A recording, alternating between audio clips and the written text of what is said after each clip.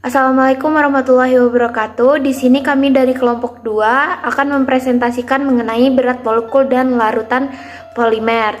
Yang beranggotakan saya sendiri Nikita Mara Ilmi, NPM 1913023004, Fadilah Oktavio, NPM 1953023007, Ivan Fajar Prasetya, NPM 1913023029, Mei Roza Fadila, NPM 1913023042, Kofifah Galda, NPM 1913023043, dan Wenda Yozarima, NPM 1913023008. Pertama-tama kita akan membahas mengenai berat molekul rata-rata jumlah dan berat molekul rata-rata berat. Berat molekul merupakan variabel yang teristimewa. Nah, kenapa? Karena berhubungan langsung dengan sifat fisika dari polimer. Nah, pada umumnya polimer dengan berat molekul yang lebih tinggi bersifat lebih kuat. Tetapi berat molekul yang terlalu tinggi bisa menyebabkan kesukaran dalam prosesnya. Nah, di sini akan dibahas juga mengenai sifat-sifat larutan polimer. Nah, karena kelarutan ini merupakan persyaratan untuk menentukan berat molekul. Jadi kelarutan di sini merupakan hal yang penting. Pada umumnya, polimer-polimer dianggap sebagai memiliki berat molekul yang berkisar antara ribuan hingga jutaan. Nah, dengan berat molekul optimum yang bergantung pada struktur kimia dan penerapannya sendiri. Nah, misalnya polimer vinil yang mempunyai nilai komersial biasanya memiliki berat molekul antara 10.000 hingga 1 juta. Nah, polimer memiliki gugus fungsi yang sangat polar seperti contohnya poliamida mungkin memiliki berat molekul yang lebih rendah yang berkisar antara 15.000 hingga 20.000. Selanjutnya, untuk menetapkan berat molekul senyawa-senyawa yang sederhana atau non-polimetrik, kita dapat menggunakan teknik yang biasa dikenal seperti spektrometri massa, penurunan titik beku atau krioskopi, kenaikan titik didih atau ebulirometri, dan ketidakhadiran gugus fungsi yang cocok. Titrasi sebagai contoh, misalnya nitrasi dan saponifikasi. Nah, penetapan berat molekul polimer ini sendiri jauh lebih kompleks dengan 2 alasan. Nah, yang pertama, dalam suatu proses polimerisasi sebenarnya merupakan hal yang tidak mungkin jika semua rantai polimer yang tumbuh berakhir atau berterminasi dengan besar atau panjang rantai yang sama. Nah, oleh karena itu seorang perlu memperlakukan berat molekul rata-rata. Nah, yang kedua, teknik-teknik krioskopi, ebuliometri, dan titrasi hanya efektif diterapkan pada polimer-polimer dengan berat molekul yang relatif rendah. Nah, tidak untuk berat molekul yang tinggi. Nah, metode-metode yang lebih canggih harus digunakan untuk polimer-polimer dengan berat molekul yang lebih tinggi dari 40.000. Nah, teknik-teknik yang lebih umum digunakan untuk menetapkan berat molekul polimer adalah osmometri, hamburan cahaya, dan ultrasentrifugasi. Nah, meskipun titrasi, krioskopi, dan ebuliometri juga digunakan dalam beberapa aplikasi. Nah, teknik-teknik ini akan kita bahas pada slide-slide berikutnya. Nah, kemudian kita dapat menghitung berat total dari suatu sampel polimer atau kita lambangkan dengan W, jumlah berat dari setiap spesies yang ada. Kita tuliskan W sama dengan sigma Ta hingga I sama dengan 1, atau WI sama dengan sigma Ta hingga I sama dengan 1, NI dikali MI. Nah, dengan N sama dengan jumlah mol dari setiap spesies I, dan M adalah berat molekul dari setiap spesies I. Baik, selanjutnya ada rumus dari berat molekul rata-rata jumlah. Rumusnya yaitu W per sigma Ta hingga I sama dengan 1, NI sama dengan sigma Ta hingga I sama dengan 1, MI dikali NI per sigma Ta hingga I sama dengan 1, NI. Contohnya, Anggap saja kita mempunyai suatu sampel polimer yang terdiri dari 9 mol dengan berat molekul 30.000 dan 5 mol dengan berat molekul 50.000. Maka berat molekul rata-rata jumlahnya sama dengan 9 dikali 30.000 ditambah 5 dikali 50.000 per 9 ditambah 5. Maka hasilnya didapatkan 37.000.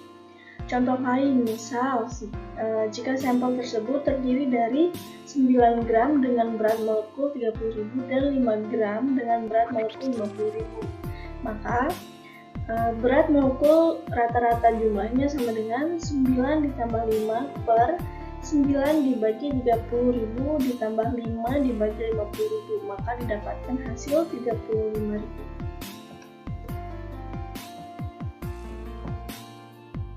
Di lain pihak, hamburan cahaya dan ultrasentrifugasi merupakan metode untuk mendapatkan berat molekul yang didasarkan pada massa dan polarisabilitas spesies polimer yang hadir. Polimer dengan massa yang lebih besar, maka kontribusinya ke pengukuran menjadi lebih besar. Berbeda dengan berat molekul rata-rata jumlah yang merupakan jumlah fraksi mol masing-masing spesies yang dikalikan berat molekulnya. Metode-metode ini menjumlahkan fraksi berat masing-masing spesies yang dikalikan dengan berat molekulnya. Dengan demikian, nilai yang diperoleh itu disebut dengan berat molekul rata-rata berat atau MW. Dan secara matematis dapat diekspresikan sebagai berikut. Berat molekul rata-rata berat sama dengan sigma tak hingga I sama dengan 1 WI dikali MI per sigma tak hingga I sama dengan 1 WI sama dengan sigma tak hingga I sama dengan 1 NI dikali MI kuadrat dibagi sigma tak hingga I sama dengan 1 NI dikali M. Contohnya, kita menggunakan contoh sampel yang sebelumnya yang sudah kita pakai saat menghitung berat molekul rata-rata jumlah, itu 9 mol dengan berat molekul 30.000 dan 5 mol dengan berat molekul 50.000. Berat molekul rata-rata berat sama dengan 9 dikali 30.000 kuadrat ditambah 5 dikali 50.000 kuadrat per 9 dikali 30.000 ditambah 5 dikali 50.000. Maka didapatkan hasil 40.000. Nah, jika molnya diganti gram, maka berat molekul rata-rata berat sama dengan 9 dikali 30.000 ditambah 5 dikali 50.000 dibagi 9 ditambah 5, maka didapatkan hasil 37.000. Dalam masing-masing kasus bisa dilihat bahwa berat molekul rata-rata berat lebih besar dibandingkan dengan berat molekul rata-rata jumlah. Dalam pengukuran sifat-sifat koligatif, setiap molekul mempunyai kontribusi yang sama, berapapun beratnya. Sedangkan dengan metode hamburan cahaya, molekul-molekul yang lebih besar mempunyai kontribusi yang lebih karena menghambur cahaya secara lebih efektif. Karena alasan inilah, berat molekul rata-rata berat selalu lebih besar dibandingkan dengan berat molekul rata-rata jumlah, kecuali tentu saja ketika semua molekul mempunyai besar yang sama, maka berat molekul rata-rata berat akan sama dengan berat molekul rata-rata jumlah.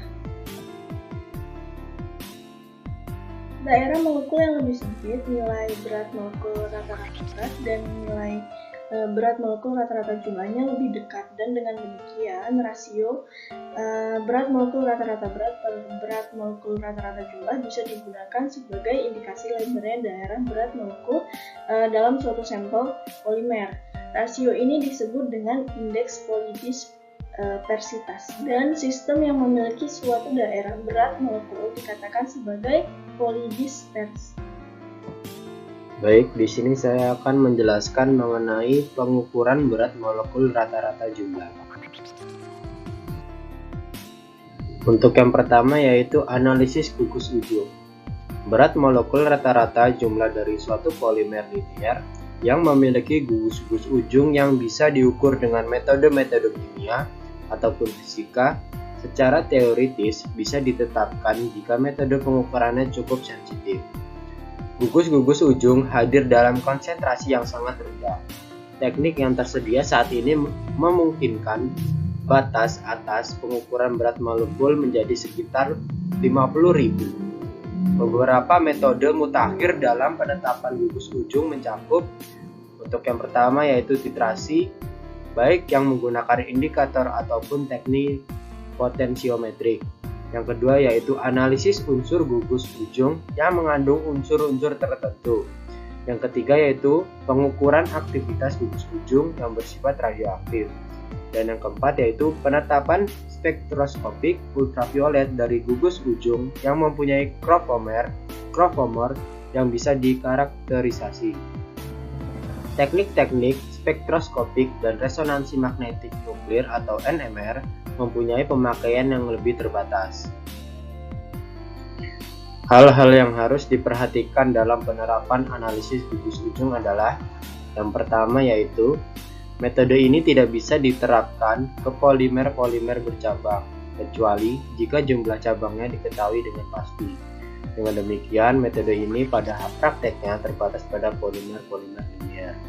Yang kedua yaitu dalam suatu polimer linear terdapat gugus-gugus ujung sebanyak 2 kali molekul-molekul linear. Yang ketiga, jika polimer tersebut mengandung gugus-gugus yang berbeda pada masing-masing ujung rantainya dan pengukuran hanya dilakukan terhadap salah satu gugus ujung yang bisa dikarakterisasi, maka jumlah tipe gugus ujung ini sama dengan jumlah molekul polimernya. Dan yang keempat yaitu pengukuran berat molekul mempunyai analisis gugus ujung hanya mempunyai arti jika mekanisme inisiasi dan terminasi dimengerti dengan baik. Contohnya, polyester. Polyester merupakan polimer linear dengan berat molekul yang relatif rendah yang dibuat dari senyawa anhidrida atau asam dikarboksilat dan diol dan biasanya berikat silang dalam tahap fabrikasi berikutnya. Untuk menetapkan berat molekul rata-rata jumlah dari polyester linear tersebut sebelum mereka saling berikat silang atau cross-linking, gugus-gugus ujung karboksil dan hidroksil bisa dititrasi dengan metode-metode standar.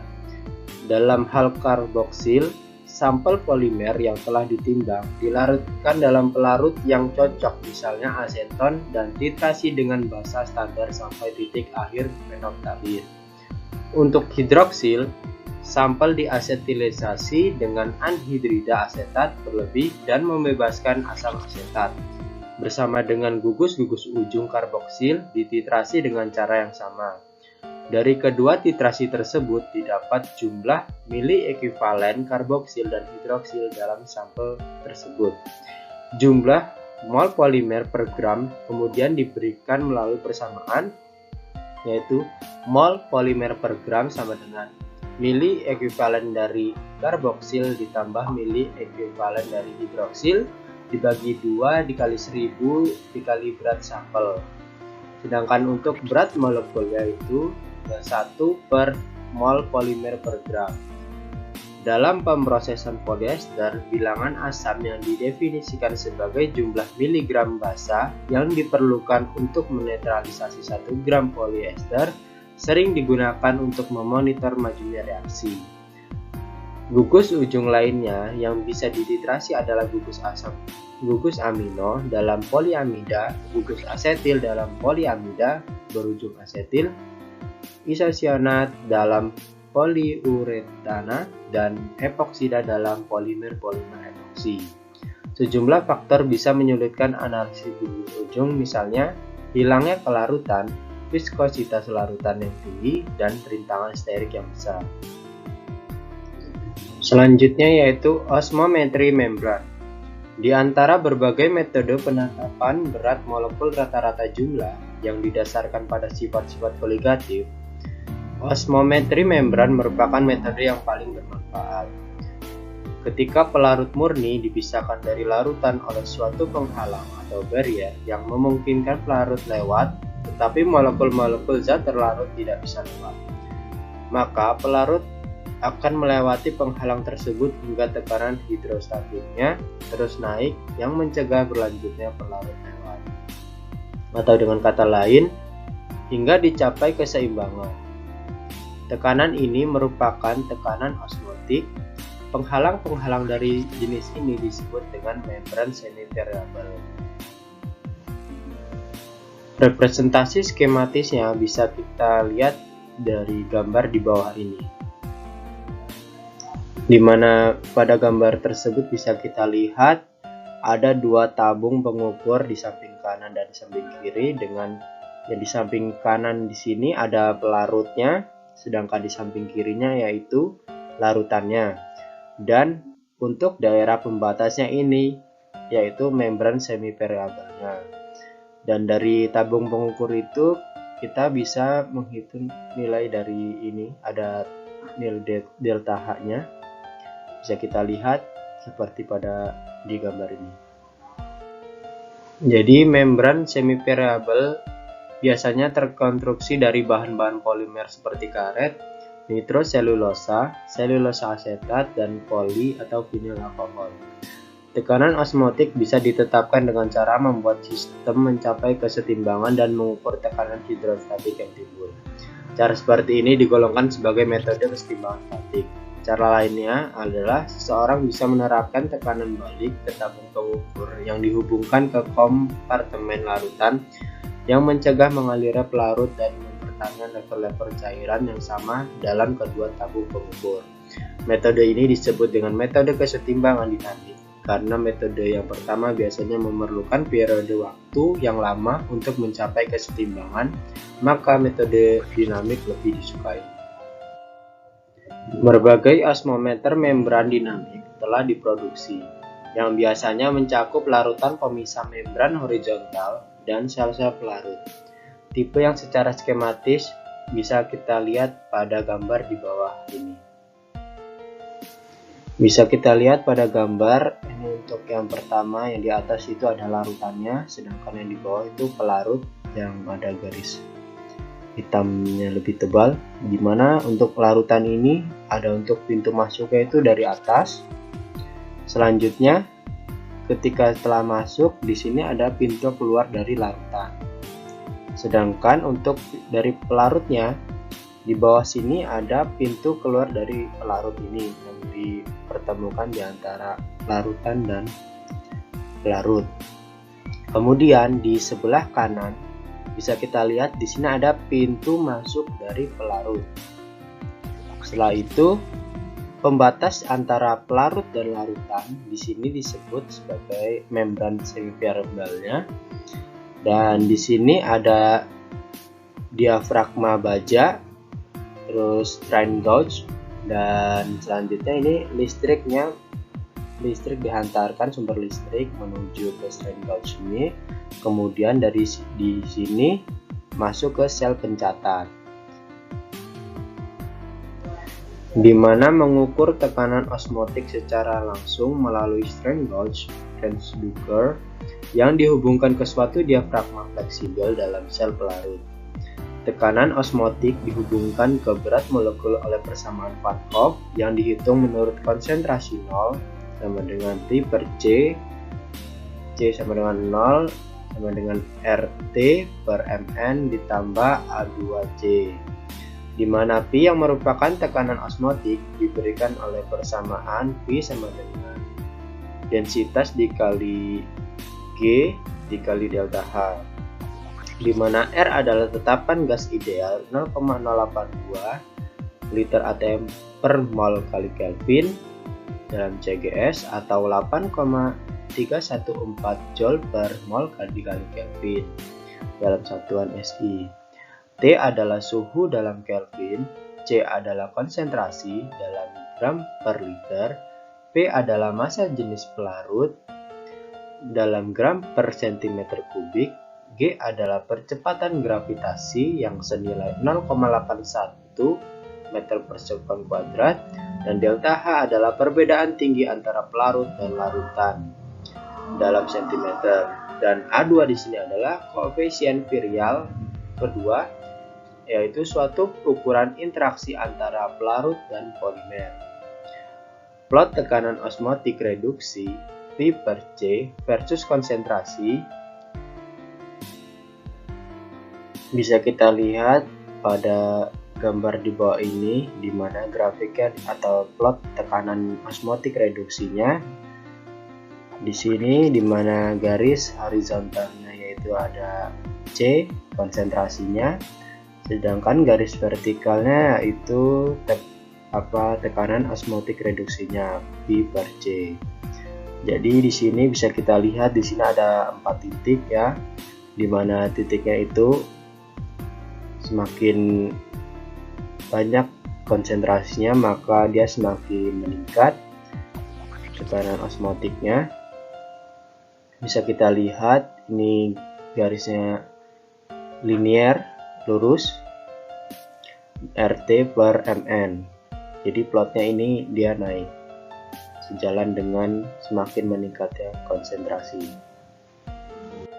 Slope-nya di sini dinamakan slope A2 atau koefisien virial kedua.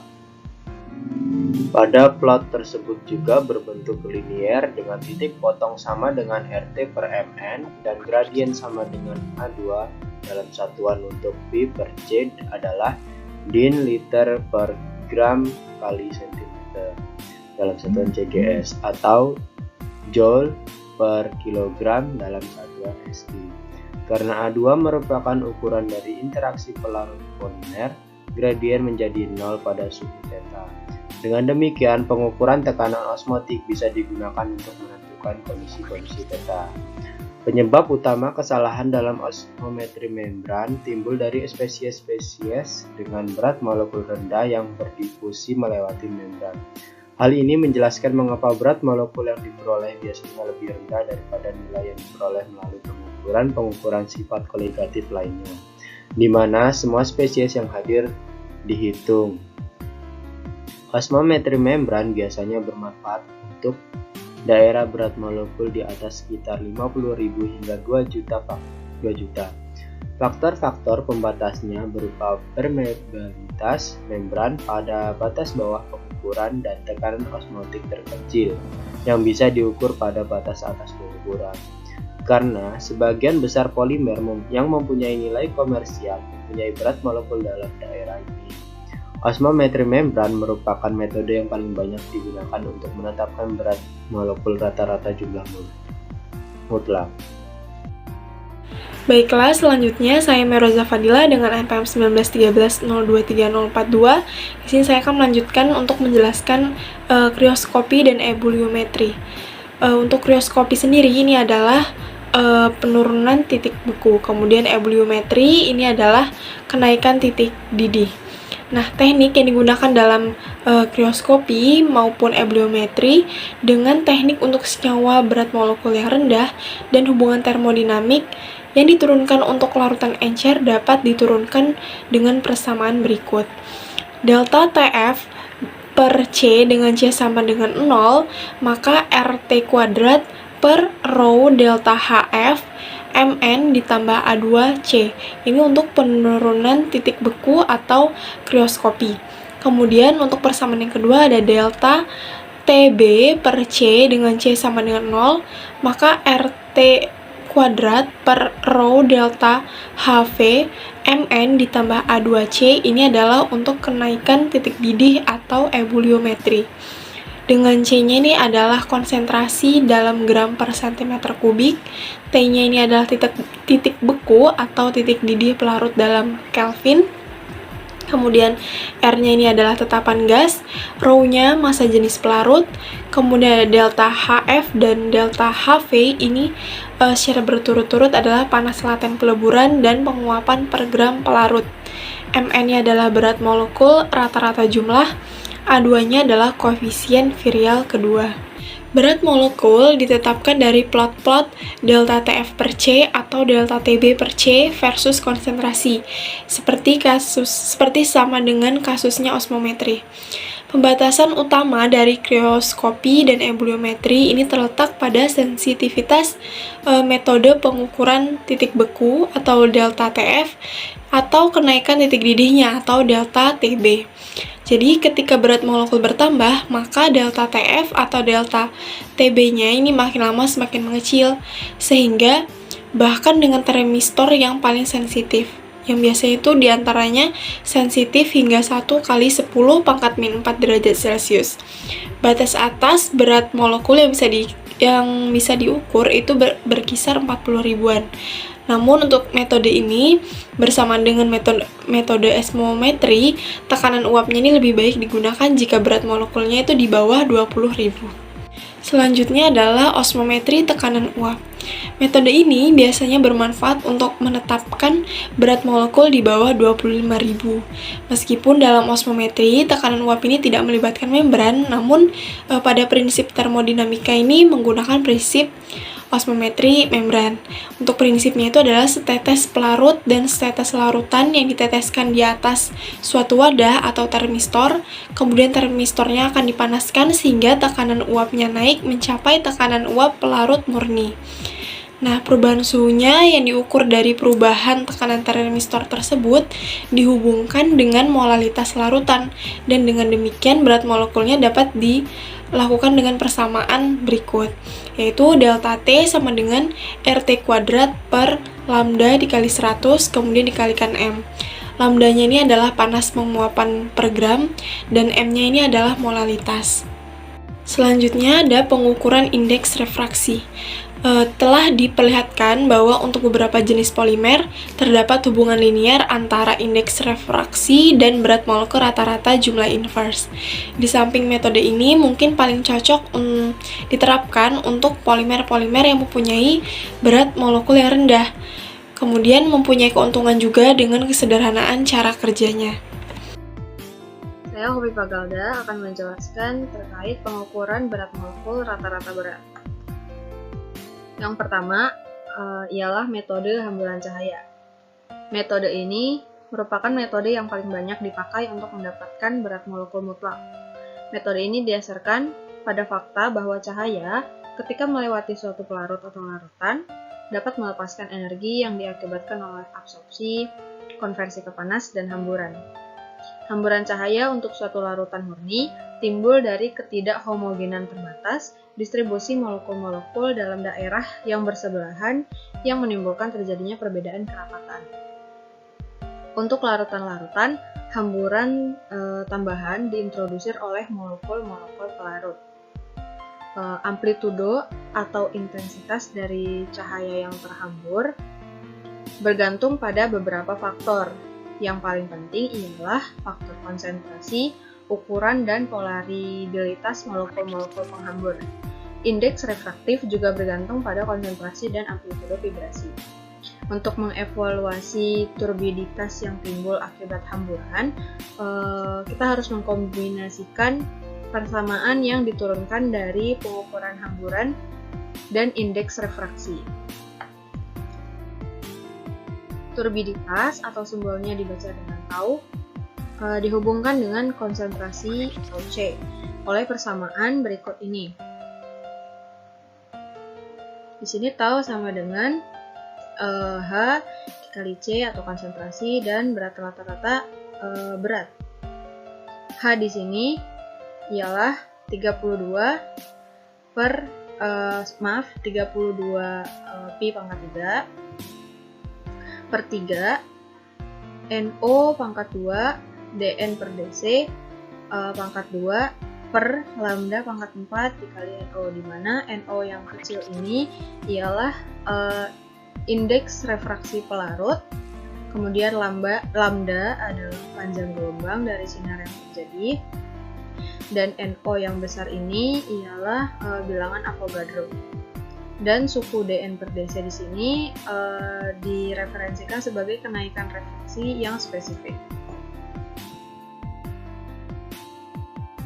Kemudian untuk menetapkan suatu berat molekul ditetapkan oleh persamaan berikut ini. H dikali C per tau sama dengan 1 per rata-rata berat atau M dikali P theta ditambah 2A2C, di mana P theta adalah fungsi sudut theta pada tau diukur. Fungsi ini bergantung pada bentuk molekul dalam larutan. K2 di sini ialah koefisien virial kedua. Metode yang selanjutnya yakni spektrometri massa desorpsi medan atau yang disingkat menjadi FDMS. Desorpsi medan merupakan metode yang memusatkan ion-ion molekul secara langsung dari zat padat ke keadaan gas tanpa dekomposisi. Di sini terdapat alat spektrometer massa yang dimana di sini ialah inject sampel atau tempat masuknya sampel. Kemudian di sini ada pemanas untuk memanaskan sampel atau menguapkan sampel. Di bagian sini juga yang nomor 3 adalah elektron beam. Ini elektron dengan energi tinggi yang berfungsi untuk mengeluarkan ion-ion molekul dari sampel, yang kemudian ion-ion tersebut setelah keluar lalu dibelokkan menuju detektor atau analisator. Nah, untuk ion-ion molekul yang memiliki berat lebih besar akan lebih sulit dibelokkan, maka akan menuju ke yang bertanda Z+ di sini. Tapi untuk ion-ion molekul yang memiliki berat lebih ringan akan menuju ke X+. Di sini ada tandanya like this. Jadi ketika sampel tersebut dipanaskan, ion-ion molekul keluar dari sampel dan dianalisa oleh spektrometer tersebut. Dengan demikian, spektrum massa memberikan perhitungan sebagai massa molekul yang hadir dalam suatu sampel polidispersi. Kegunaan yang baik dari metode ini terletak dalam kemampuannya untuk mengukur berat rata-rata dan berat rata-rata molekul berat, sekaligus di samping distribusi berat molekul. Metode ini hampir bisa dipastikan akan memiliki keunggulan yang lebih baik jika instrumentasinya dikembangkan untuk penggunaan yang lebih rutin. Selanjutnya yaitu ultrasentrifugasi. Sentrifugasi dilakukan dalam suatu lubang terbuka dalam satu rangkaian sel di dalam rotor. Nah, keduanya diberi jendela-jendela sedemikian sehingga metode-metode optik, seperti pengukuran indeks refraksi atau interferometri, bisa dipakai untuk mengamati perubahan konsentrasi dalam larutan polimer yang bersangkutan. Nah, adapun komponen-komponen dasar dari suatu ultrasentrifug dapat diamati pada gambar yang tertera. Ada dua pendekatan untuk memperoleh berat molekul dengan ultrasentrifug. Nah, yang pertama yaitu metode kesetimbangan sedimentasi. Yang kedua yaitu mengoperasikan, yaitu metode kecepatan sedimentasi. Baik, untuk pendekatan yang pertama yaitu pendekatan dengan metode kesetimbangan sedimentasi. Nah, metode kesetimbangan sedimentasi ini melibatkan pemutaran larutan polimer dengan kecepatan rendah untuk beberapa lama, sehingga dicapai kesetimbangan antara sedimentasi dan difusi.